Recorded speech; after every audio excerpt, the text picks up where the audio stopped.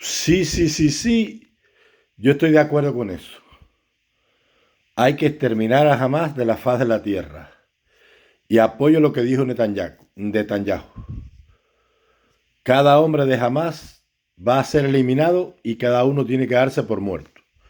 Pero una cosa es Hamas y otra es la población palestina atrapada en la franja de Gaza.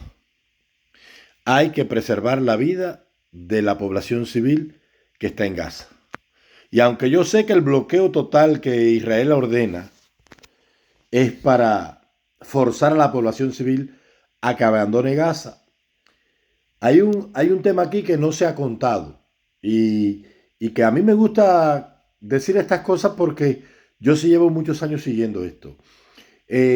La franja de Gaza no solamente está bloqueada por Israel, no, también la tiene bloqueada Egipto. Egipto hace más de 15 años, desde la intifada del 2009, Egipto la tiene cercada y no permite que entre nada por la región del Sinaí, inclusive por mar, porque jamás no es una organización que representa los intereses del pueblo palestino. ¿Quién representa los intereses del pueblo palestino y el respeto a su dignidad y la creación de un Estado palestino? Es la OLP. Pero en el año 2009, a punta de fusil y sembrando el terror en la ciudad de Gaza, que tiene más de 2,5 millones de ciudadanos, jamás dio un golpe de Estado a la Autoridad Nacional Palestina. Derrotó el gobierno de Mahmoud Abbas, que fue el que sucedió a Yasser Arafat. Se desvinculó de todos los acuerdos de negociación y paz con Israel, rompió la tregua que se había establecido desde el año 95 y se ha convertido en una amenaza no solamente para el Estado judío, sino para la población de Gaza que vive atrapada, sometida por la barbarie de Hamas. Hamas no solamente predica la eliminación del Estado de Israel y hasta el último judío en la tierra, sino que ellos van por más. Ellos dicen que después de eso matarán a todos los cristianos del mundo y que cuando terminen allí, entonces se irán a Occidente y arrasarán con toda la cultura occidental porque son, según ellos y según el Corán,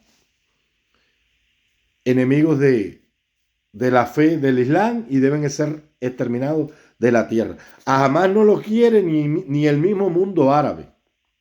Lo que pasa es que han arrastrado a Hezbollah, que por cierto Hezbollah, que opera en el Líbano, que es una guerrilla chiita apoyada por Irán, que su máximo líder es Nasrallah, que por cierto Nasrallah estaba exiliado en Egipto hace muchos años, que Egipto sí tiene vínculos con Hezbollah, pero no los tiene con Hamas por su naturaleza cruel.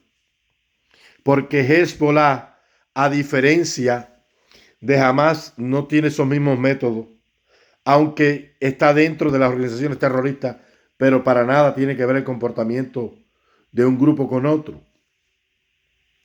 Hezbollah no tiene fuerza para atacar a Israel desde el norte, desde la frontera con Siria, desde las alturas del Golán, porque ellos hace más de 7 años tienen el 80% de su fuerza combatiendo al lado del sanguinario dictador de Siria, Bashar al-Assad, y ellos no tienen recursos para, para moverlos a la frontera de Israel, porque entonces dejarían desprotegido el frente sirio y todavía hay un bastión del ejército rebelde sirio en Ibzli que no tiene nada que ver con Bashar al-Assad, que está aliado con los kurdos y que sigue en guerra contra la tiranía alawita esta de la familia de los al-Assad.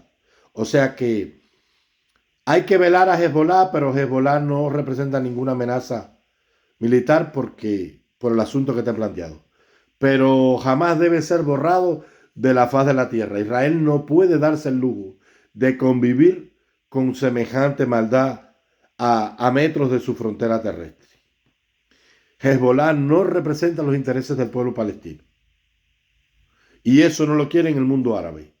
Y no creo que la postura de Erdogan sea defender a Hamas. Más bien Erdogan lo que quiere es buscar una vía para que lleguen los suministros a Gaza.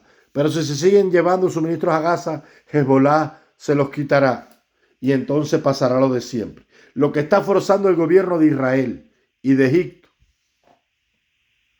es que las condiciones de vida en la franja de Gaza se hagan insoportables para que la población palestina civil abandone la ciudad y se cobije bajo las fuerzas en los campamentos refugiados que están en Jenin, en Cisjordania y en la frontera con el Sinaí, para que previa revisión de que no tienen armas ni explosivos puedan estar seguros hasta que Israel termine las operaciones militares.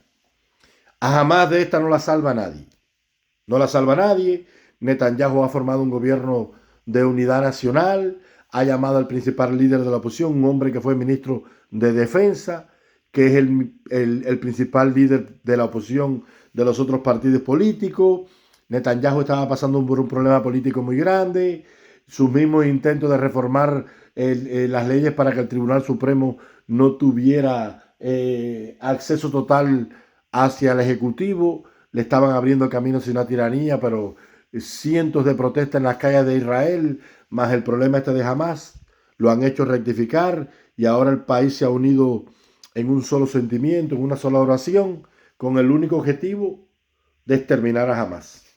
Israel rehuyó por años entrar a la franja de Gaza. Cuando entraba hacía pequeñas incursiones para salvar algún rehén o para eliminar algún foco en la frontera, pero meterse de lleno nunca lo hicieron, porque eso conlleva un costo político muy alto por el elevado número de vidas humanas que eso va a costar. El Estado judío está pasando por su mayor desafío. Es como dijeron ellos, este es su 11 de septiembre. Nunca se había cometido una barbarie en Israel como esa hace más de 50 años cuando declararon la independencia.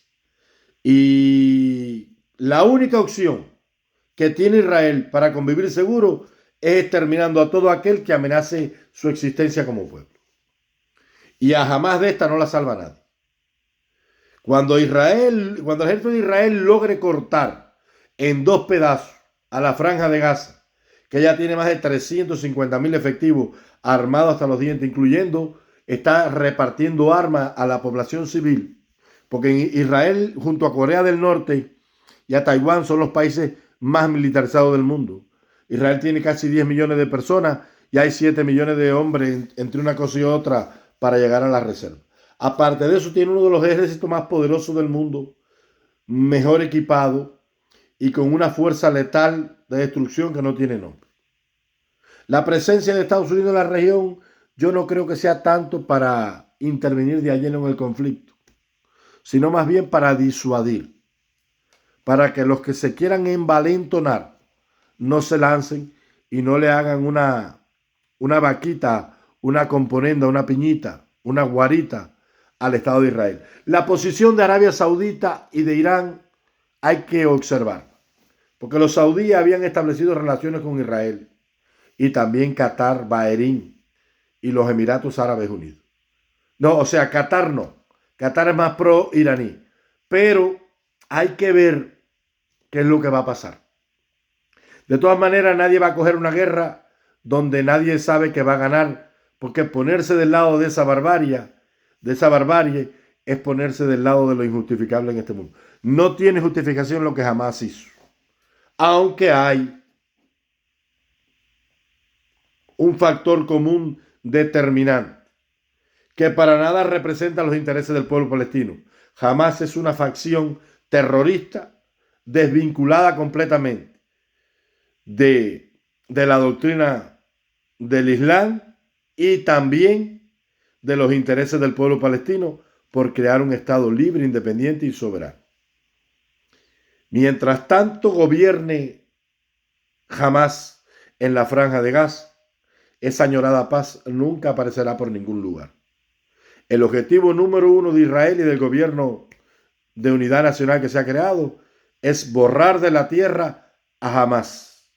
Y esperemos que no solamente a Hamás, sino a todo lo que amenaza la vida en este mundo sea exterminado. El mundo necesita paz. El pueblo palestino merece vivir en paz, también el pueblo de Israel.